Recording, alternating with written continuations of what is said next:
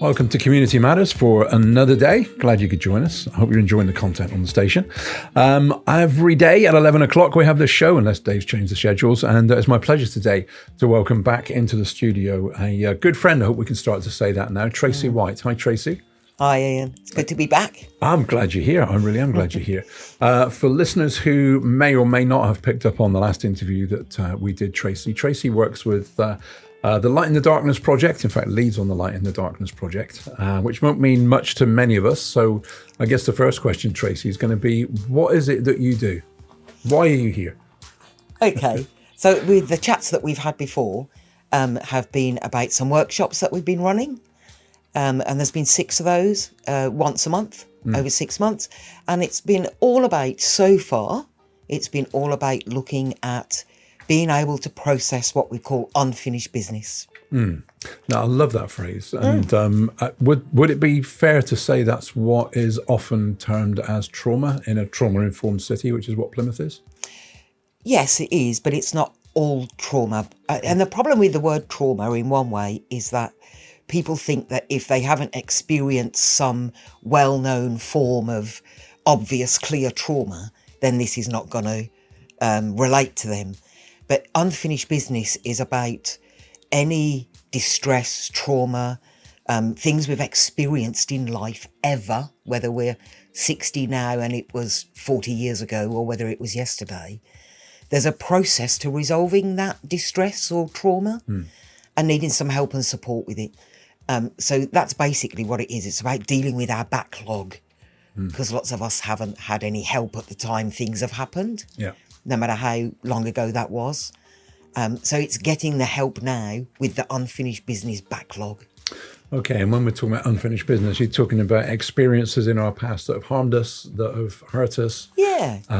Often emotionally, I guess, and which can actually be addressed now. Yes, definitely. The things that are stuck on the inside emotionally can affect our mental health, our physical well-being. It's a very holistic way of thinking about our whole experience, mental, physical, emotional, and spiritual. What's your background? So to give some context to this, your own background, I mean, you could talk about your own journey of life, or we could talk about your professional standing in life. So to give some understanding of where we're coming from and why this matters so much to you.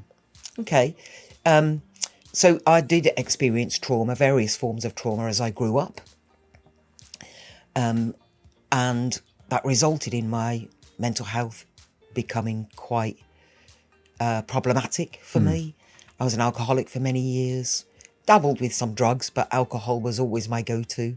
It kind of became my best friend because it never lets you down when you're in that place.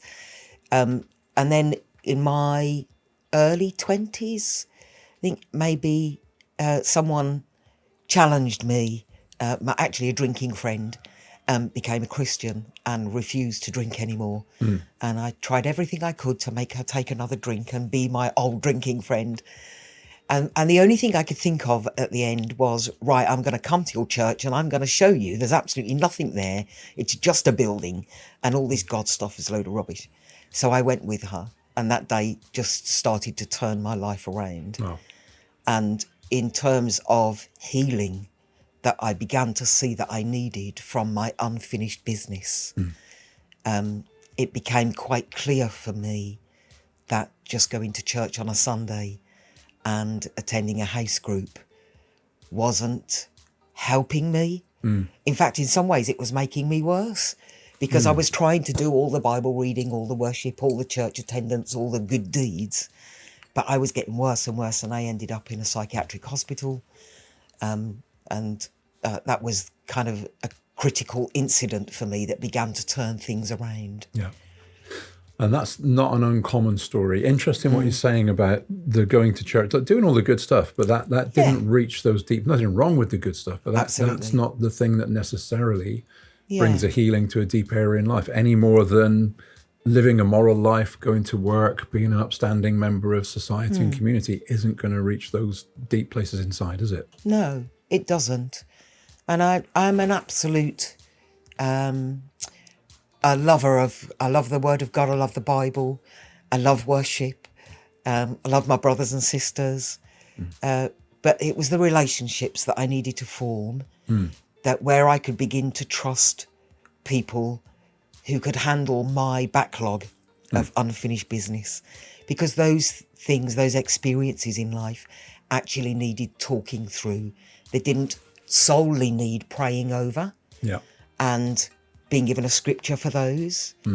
They needed that. I needed that in those places. But I also needed to process what had happened properly in talking things through with people who could listen and hear and bear with me, cry with me. And those people then got to laugh with me as the healing came, as I got it out. And I think one of the things I often say to people is that being able to lay things aside. The Bible talks about when I was a child, I had childish ways of thinking and feeling, and which children are supposed to have childish ways. That's the right thing to do. But it says when I became a man, I put these things aside. And I say putting things aside doesn't mean putting them inside. That's really good. They can be aside, inside, or they can be outside, aside. And if they're outside and then put aside, we're going to walk away from them. Let's take a break. We've got to play some music. We're on a music station as well. That's a good place to pause it for a second and come back to it. And we'll be back to hear more from Tracey right after this. We're back with Tracey White talking about the project Light in the Darkness. Tracey, you've shared a little bit about your own journey, and it might be really good actually for Dave to get you on Life Stories or something in the future just to go into that more.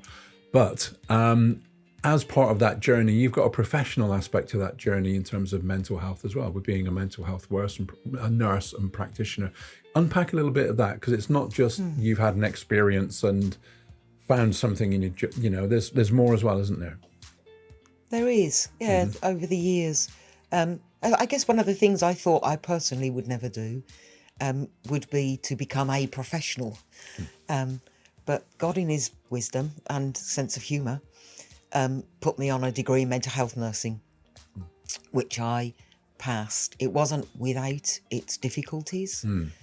So it had big challenges emotionally and raised a lot of shame for me, particularly around mental illness, because there were just a couple of things that happened that triggered that shame for me.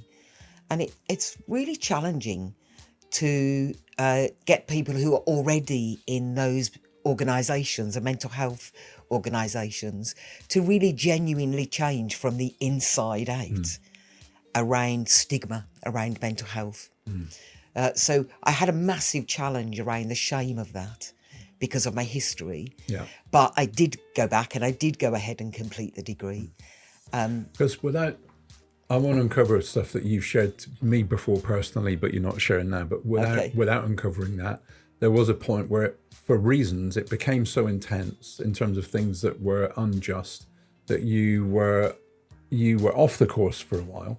But then in your conviction that you needed to go through with this, you went back and you got your degree and did pretty well, I guess.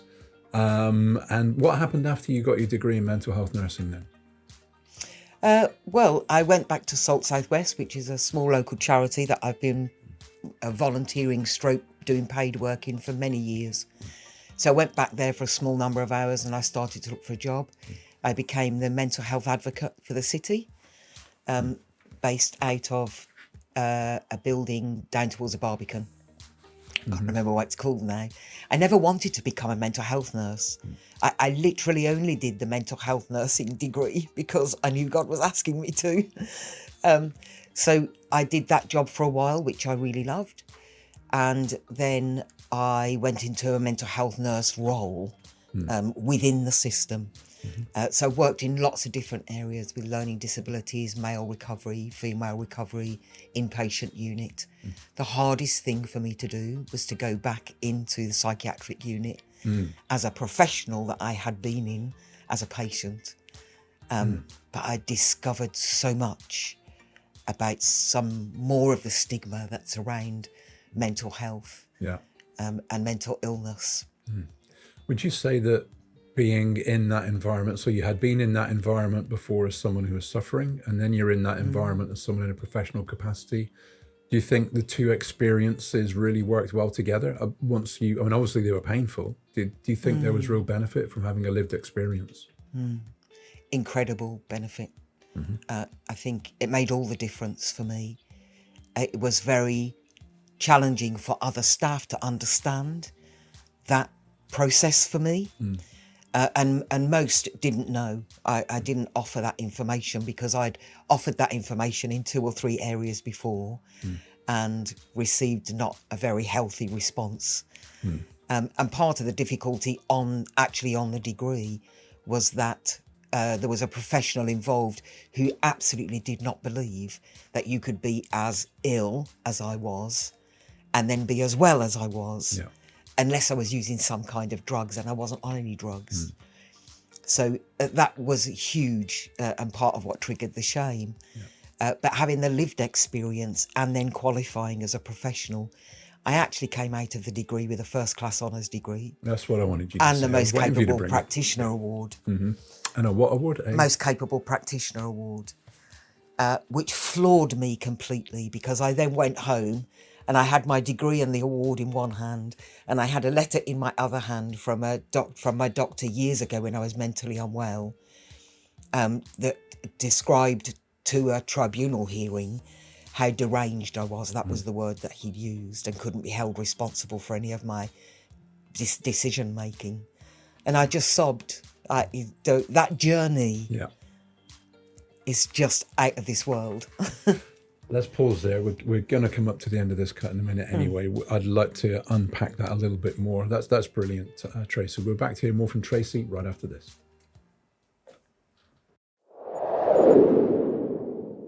Tracey, quite a huge moment. A letter from your doctor explaining how you were so broken that you couldn't be held responsible for your actions. And then a degree in your hand, first-class honours, Best Practitioner Award in the other hand. There's obviously a journey in between. Without unpacking all of the journey, I mean, let's touch on, can we just go back to one thing that you've said a couple of times, the sense of shame. Do you think that the conversation around mental health, what's called mental health, I know you've got views on even it being called mental health, do you think that conversation's better now, or do you think there's still a lot of stigma and shame attached? I think it's definitely better. There's an incredible move in the city of Plymouth around the Trauma-Informed Practice Network, who do some amazing work. And I will put them out there at any point. They deliver really brilliant trauma-informed practice training to even help us to understand the language that we're using and how shaming that can be and how othering it can be. We make all these groups of people all the time. In so many ways, and I understand in part some of the reason for that, to ensure that focus on needs are met, but actually othering people others people. And people don't want to be othered. And I didn't want to be othered. So, yeah, I think that journey for me was really the process of unmet needs. And such a big part of that was shame. And I discovered that the original meaning of shame is ame. And ame means my soul. Oh, wow. And our soul is our mind, so all our thoughts, our heart, all our feelings and emotions, and our will, so all our choices. And whatever of unfinished business is still in those places is going to be troublesome. It's going to direct how we think and decisions we make and how we feel. And we're going to be more easily triggered to some degree in current adult conversations, relationships. It affects everything. That's not illness. The psychology world, sadly in some ways for me, calls it maladaptive thinking or behaviours. I don't think it's maladaptive. It's a survival mechanism. And it's about what we get left with, what we tuck away on the inside. My soul. Yeah. And while it's stuck on the inside, it's not outside or aside. It's inside, aside to some degree, but it actually needs to be outside. So the process of bringing what's inside outside necessitates that you're not going to be in an environment that's going to shame you for doing it. Absolutely. Yeah, and definitely. That seems to be a little bit better in society at large than it used to be. The conversation's easier. Let's cut to the Christian side of that, the church experience side. How is it easier within a church context now, do you think, to be vulnerable with that kind of brokenness? Oh, good question. Or would you like me to reframe the question and take you out of choppy waters? No, I'm okay with choppy waters. I've got used to that in life. I think it's still really hard, Ian, if I'm honest. Can I be really blunt, and Dave may edit my interview? Is it easier in church or outside of church and Christian faith to have the conversation around what would be called mental health, unfinished business, by and large? It's easier by and large outside of church. Why?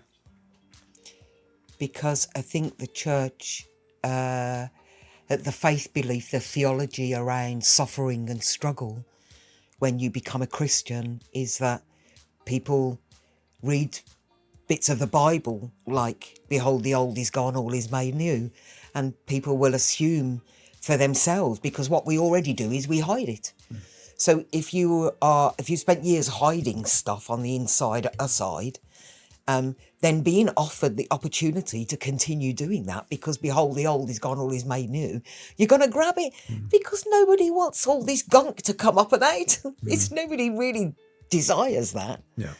So I think sometimes some of our theology can be a bit of a barrier, and in some ways, I think we've just lost the ability to just sit in each other's muck.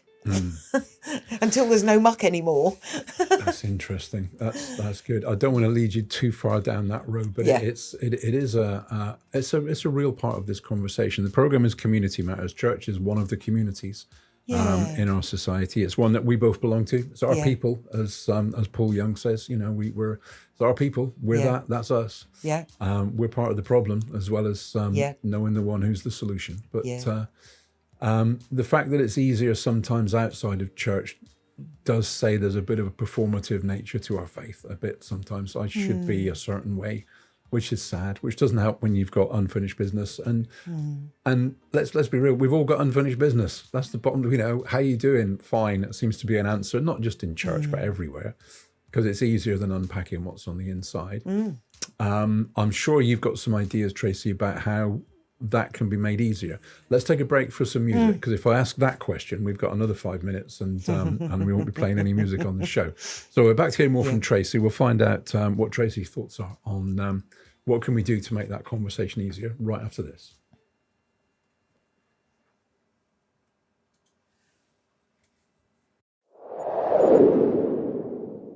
And if you've just joined us on Community Matters today, where have you been? And don't forget, you can catch up on the listen again. Go to crossrhythms.co.uk/Plymouth.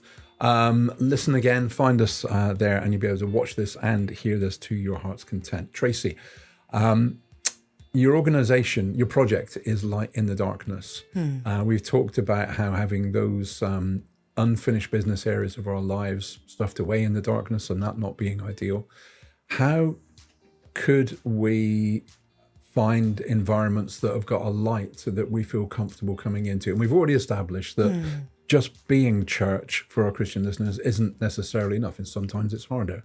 So what is it that you think we can do that's going to bring that light, like the dawn coming up, which you and I talked about earlier, which is a softer approach of light? It's not a spotlight, it's not a floodlight, it's quite a gentle process, isn't it? What can we do, though, to make that a reality? I think one of the key things for me, Ian, is helping people to understand that they don't need to be scared. Dealing with unfinished business is not about navel gazing. It's not about feeling sorry for ourselves. It is about getting stuff healed so that we can move on without being so held back and held down and triggered and just unable to live the life in all its fullness that we're promised to be. And we're supposed to be the salt and light. And so many of us are struggling so much that we're not able to do that. So I think trying to help people understand, particularly maybe church leadership, it's not all about you. You don't have to do all the work. It's about relationship. And I think for those of us who are able to take a leap of faith and show some of our vulnerability and maybe look at things, so some of all the workshops have been about, let's learn how to talk to each other again, guys. Let's learn how to be a little bit more vulnerable and a little bit more honest and open with each other. We don't need to have a shed load of church leadership here. We need to learn how to love one another around a coffee table with a cup of coffee and just talking about life and what's happened to us. Nobody has to cure anybody else. There's no expectation other than we're listened to and respected.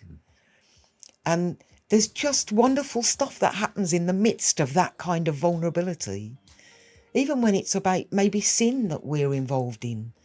I've lost track of how many people that have said to me, who do I talk to about this? I'm doing stuff and thinking stuff that I don't want to do and think, but where do I go? No. And my answer is always, one degree or another, it's about relationship and the vulnerability together. Not sharing everything with everybody, that would be silly and quite high risk, but finding your tribe, finding your group of 2, 3, 4 people that you can sit around a table with and begin to be really, really honest and open all together without anybody trying to cure anybody.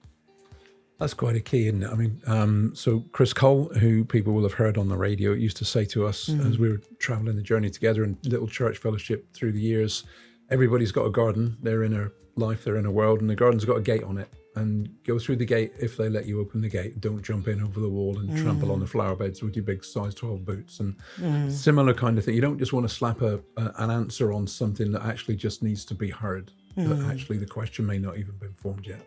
Yeah, definitely. Yeah. I think the power of being listened to is phenomenal. Being listened to, respected, and held confidentially. No gossip going on outside of those arenas. And we need to be trustworthy people. Yeah. And it's phenomenal. If we can deal with shed loads more of our backlog as the church and shine ever brighter, incredible place for the other people in the city. There are just over 250,000 people in this city. Yeah. The amount of those people who have got unfinished business on the inside is probably just over 250,000. Yeah, exactly. Yeah, it's all of us. It's who's got a problem? Hands up. Okay, that's everybody then. Yeah. So we're in a society. Let's not go too deep into this, but we are in a place where I'm trying to get the video camera to work. There we go. Hello, back online. We're in a place where saying and thinking the wrong thing has seemed to have become a very dangerous thing in the public sphere, in the public arena, everywhere. It's, so that's been a bit difficult in the last few years. So bringing this is very countercultural, very different. And we find it hard enough anyway to just bring out the stuff that is like, oh, this is the not right stuff.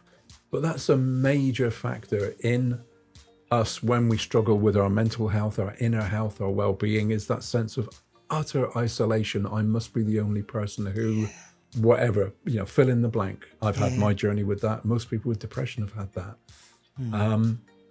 Creating those safe places, safe conversations, huge, light in the darkness. You've recently delivered some workshops, haven't you, around those sort of topics. Where we were coming up to the end of this, I was going to ask a question that would have gone on for another 5 minutes. Where's the time going? We're having a good conversation. I hope people listening. I hope you're finding this a good conversation. Sped the clock up. Me and Trace having a great time here. Hope yours are. Look, we'll take a break. I'd like to come back and ask a little bit about those workshops, Tracy. Find out what you did in those, what you helped other people to come to, and how helpful they were. So we're back to hear more from Tracy about the workshops that she and her team have been part of. And maybe discuss a little bit about the future, what could be happening. But we'll do that right after this. Tracy, we could talk a lot more around this topic, and hopefully we will. There may be moves afoot. Dave's given us the green light, temporary or tentatively, to do something a little bit more in depth on this topic. So watch this space if you're listening and you want to find more. Then that may be coming up. Let's bring it back to community. This is the Community Matters program. It's not a Life Stories program. It's not a mental health special or a well-being or an unfinished business special. Community matters. And what you're talking about is community, the essence of community, people finding relationships they can trust. Are there enough of those around, do you think? I think there are lots of incredible communities, like in small groups and different projects going on in the city. I think there are lots of those, and they're incredible meetings, some really important needs. I'm unsure. There are, like community, let's just get together and chat really about what we're struggling with and openly. I think there's a shortage of those, and maybe particularly in the church, a shortage of those. The projects in the church and the groups tend to be quite focused on doing something, and but I don't know of many places where there are just like open days where groups of people can go. I'm in the flat that I live in. It's not possible for me to invite 3 or 4 friends around and we sit around my coffee table. So sometimes having somewhere to go to just have those chat groups and get real groups is a real bonus. Yeah. But I think in terms of there's things like Andy's Man Club and the Man's Cave. There's a couple. I think there's probably in this city some more bits going on for men than there are for women. I've heard that, yeah, for real. And I've heard from someone, a mutual acquaintance called Karen from Keam. She doesn't like it when I say that. That people from Bristol, and the sector she works in, come and look at Plymouth and say, Plymouth's really getting known as a place where a lot of caring stuff goes on. Yeah. So there is maybe a little bit more going on in Plymouth, which is great. And I know there are partnerships with the council. Tom Lavis from Discovery College YMCA said, look, partnership with the council here is really good for what they're doing. So there is some good stuff going on. Let's not say let's look at that. And there's opportunity for more. Let's look at the lack and see it as opportunity for more. Hey, but you and in the last 6 months you've delivered a series of half a dozen or so workshops with your team, which certainly helped those of us who were there to have conversations. Talk a little bit about those workshops. Why did you do them, and what did they cover? And you've got 2 minutes now, but whatever you can say in a couple of minutes. Yeah. So the whole remit was to start remembering how to talk together and tackling the unfinished business. So we used a load of tools, and the tools really literally are just tools to help process historic stuff, the backlog. It's slightly different processing backlog than it is here and now stuff. We usually need tools to help us. So we use some imagery based on Psalm 23, Jesus being the shepherd and still waters and green pastures. We used some nesting dolls. We used some a different form of journal writing that everybody had a go at. We used some dissolvable paper to look at some other elements of backlog. So all those different tools, it's not about counselling. It's about just helping ourselves to allow the backlog to come into the here and now in bite-sized chunks. And we did some of that work around tables together. And while people felt a little bit edgy to begin with, being around a table and others hearing what they were saying or maybe seeing what they were writing, actually the feedback was that was the best bit for me. Yeah. I remembered what it was like to be open and honest and be loved and accepted. And it wasn't all about, yes, but look what the Bible says here. And again, I am not dishing the Bible. I'm a woman of the word. But there's timing and all that stuff. Absolutely. So the feedback from people is, please, can we have some more? So, all right, then you've led me into a question. Is there going to be more? What do you see? Because you're a small team. And there are 250,000 people just in our city, and our city is one city amongst hundreds in the nation. The nation is one nation amongst hundreds across the world. You aren't going to cope with all that. How do you see this developing? Can I just say, before I completely forget, because we're trying to get stuff in, a huge shout out, thank you to the team that came, because I've I've got the voice here and people are seeing me. Yeah. But actually, there was an incredible team, including Phil and Jean Walsh. I just want to mention them by name. And they've been faithful in this kind of thing for decades. Incredible couple. And to have them as mentors has just been off the planet good. So, yeah, but a shout out to the whole SALT team who have been part of these workshops. It's all of us together as a team. It's not me. But moving forward is going to be somehow around getting small groups together to chat to each other, because no one person is the answer to any of this. It is about those relationships and not only finding trustworthy people, but becoming a trustworthy person. That's really good. Let's take a break. We'll come back and we're going to have to wrap this up in the next segment. I don't know, we need another hour at least, but we'll hear more from Tracey right after this. And if you want to get engaged, we may have an email address you can contact Tracey's team on. You never know. I maybe need to cut that off the interview at the end because I didn't pre-plan that with Tracey. But there you go. We're back with Tracey right after this.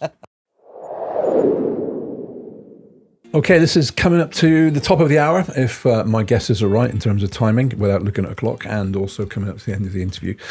Tracey, we've touched lightly on something that is a very deep, broad and wide-ranging subject. I know it's very dear to your heart. And having been in a good few of those workshops that you and your team worked through, I can only say they were brilliant. It was like...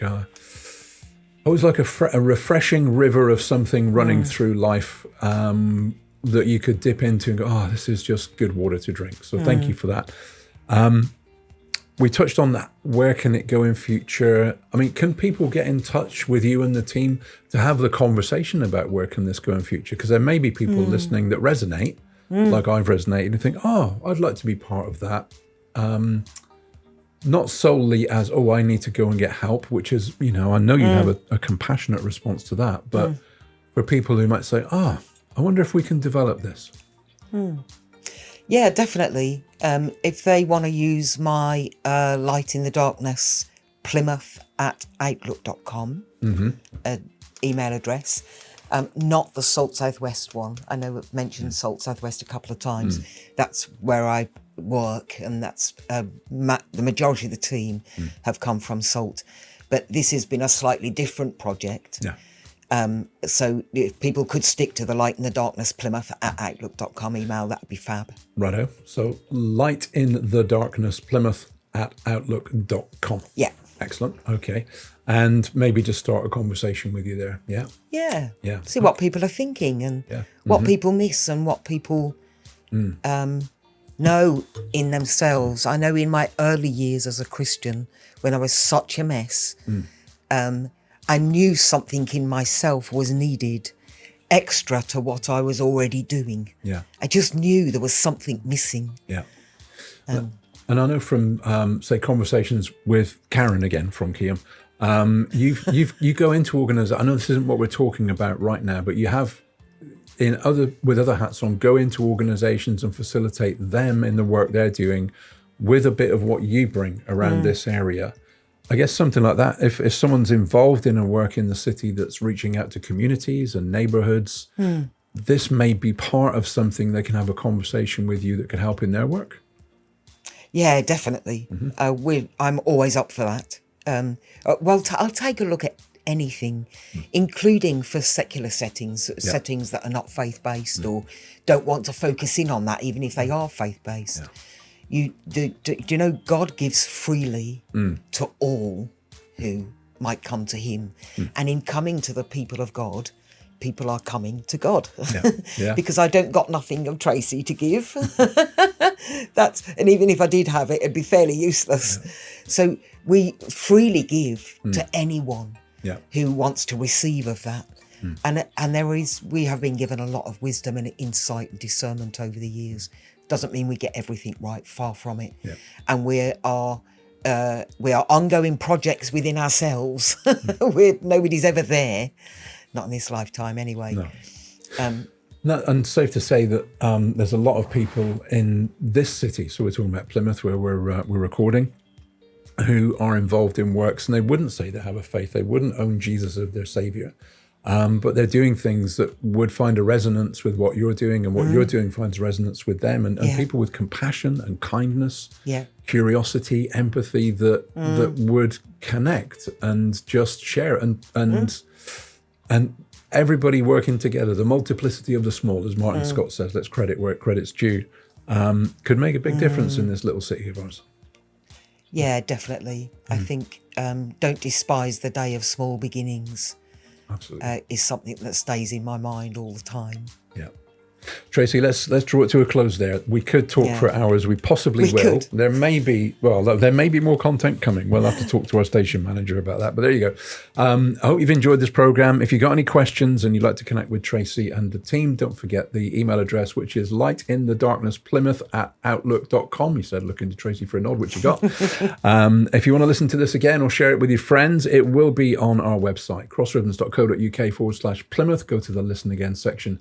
Check us out there. Don't forget, we're here all day, every day on 96.3 FM and on DAB as well as online. Thanks for listening. Hope you enjoyed it. Stay tuned for more music and life throughout the day, and I'll catch you next time on Community Matters.